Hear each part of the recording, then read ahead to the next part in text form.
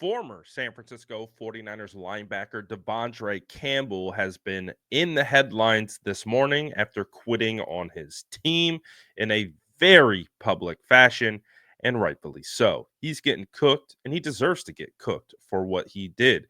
But I thought one of the guys, and kind of like listening to a bunch of the different takes of all the talking heads, I thought Emmanuel Acho did a really good job of kind of contextualizing why this is like a thing and why players, maybe people like me are taking it so personally and are really kind of disrespected by the move of De'Vondre Campbell. So I want you to take a listen to Acho's rant. I think it's a great rant.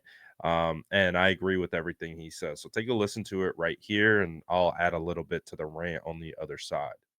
De'Vondre Campbell, I suggested he is a traitor.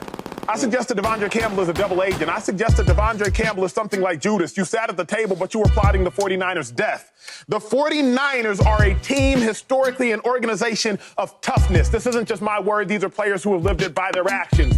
Ronnie Lott, a historical great. He cut off his finger just so he could play in a game. My dear friend, my brother Marquise Goodwin, his wife had a stillbirth the day before he plays in the game, catches the touchdown. He prays up to the sky. Christian McCaffrey, he had to go to Germany just to try to get on to the field. Rick Pearsall, he first round pick, he got shot and he played 6 weeks later. Fred Warner had a broken ankle and he played the entirety of the season. Charvarius Mooney Ward, he lost a child and he played this season. George Kittle, he has ligaments being held on together by a string. Dre Greenlaw tore his Achilles in the Super Bowl and he played 10 months later. And all you got, De'Vondre Campbell, is a bruised ego? That's all you got? Players got shot. Players got broken bones. Players got torn ligaments. Players lost children. And all you got is a bruise. A bruised ego. Double agent. Traitor. You plotted this. You planned. You knew it was going to happen. Who did you think you were? Who did you think you were? You didn't think you were Fred Warner, did you? You didn't think you were Dre Greenlaw, did you? You knew you were keeping their seat warm. You're keeping the seat warm until Dre gets back. Furthermore, you weren't even the Niners' first choice. They tried to sign Eric Kendricks. Have you forgotten? They couldn't sign Eric Kendricks. He goes to the Cowboys. That's why you were there. Placeholder. Play your place. You was a placeholder. But quit on your team in the middle of a must-win game? Traitor to me, double agent to me. I've never seen anything like it to me. You're sitting there at pregame meal 4 hours before kickoff at 1 p.m. Eastern Pacific time, and you plotting the Niners' death. That's how So I've already kind of posted some of my thoughts on this when I did the update of De'Vondre Campbell likely or who is expected to be released from the team for obvious reasons. But again, I agree. This is a situation that actually upset me. To me, it's disrespectful to anyone who's ever played football. It's disrespectful to the game. It's disrespectful to every single person who pours blood, sweat, and tears, spends hours upon hours of trying to work on their craft and trying to be the best and fighting for these opportunities. It all matters, and he disrespected all of that by walking out on his team, by taking a spot, by dressing and then not playing, and then the team losing all their linebackers and then needing someone and him walking off the field like a complete coward.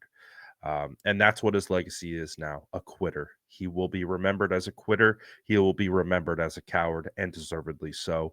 I hope he never plays football in this league again. I hope he never plays football ever again. And that's the decision that he made, in my opinion, by walking off that field. That's just something you don't do. You don't do that. You don't do that. It's such a slap in the face to anyone who's ever played the game. And like, for example, like take a listen to what Diamador Lenore had to say on the matter. This is what he tweeted about after this whole situation kind of played out.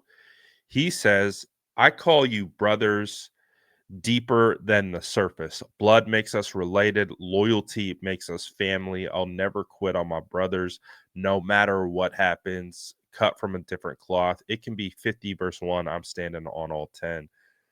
He's basically saying that he proved that he's not a part of the family. He's not He's not a brother. He's not someone you can count on. He's a coward.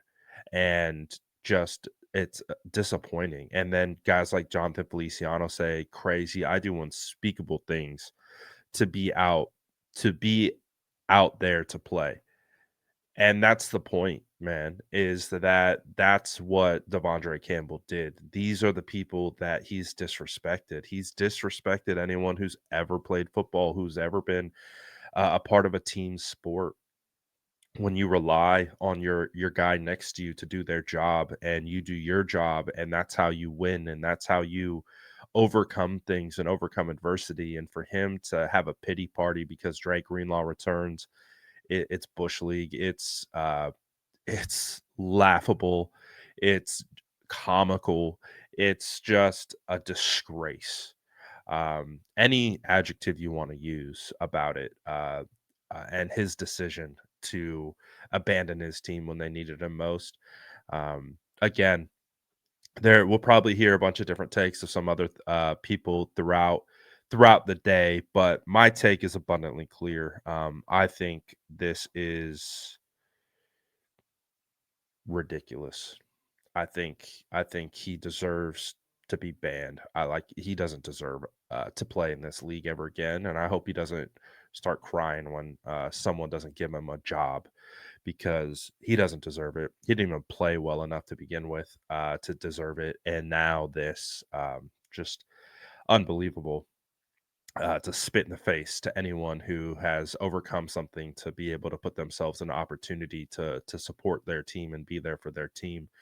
And it's an unforgivable act, honestly. Again, there's there's a lot of things you can get away with on a football field, um, because it's football. Hit guys, doing something a little crazy, maybe you shouldn't have, but quitting on your team in the middle of a game is unforgivable. So for the 49ers, moving forward, I think it's obviously the best decision that he is no longer going to be a part of this organization. Um, he should be scrubbed from this organization. We need the Men in Black clicker to like wipe the memory of De'Vondre Campbell from ever being on this team, just so we don't have to think about him again. Um, I'm sure a lot of today we're going to be getting a lot of opinions on it. We've seen I posted Jason Poe. He posted a clip of him pancaking De'Vondre Campbell in practice. Football players don't mess with quitters. That's what football is. It's overcoming adversity. It's overcoming obstacles. It's overcoming struggles on and off the field to be there for your teammates. This is a team game at the end of the day. And De'Vondre Campbell quit on his team. He quit on himself and then he quit on his team, and deserves no defense, deserves nothing today. Um, he's a bum, uh, flat out. So you guys let me know what you think about this in the comments below, and as always, make sure to like and subscribe for more updates.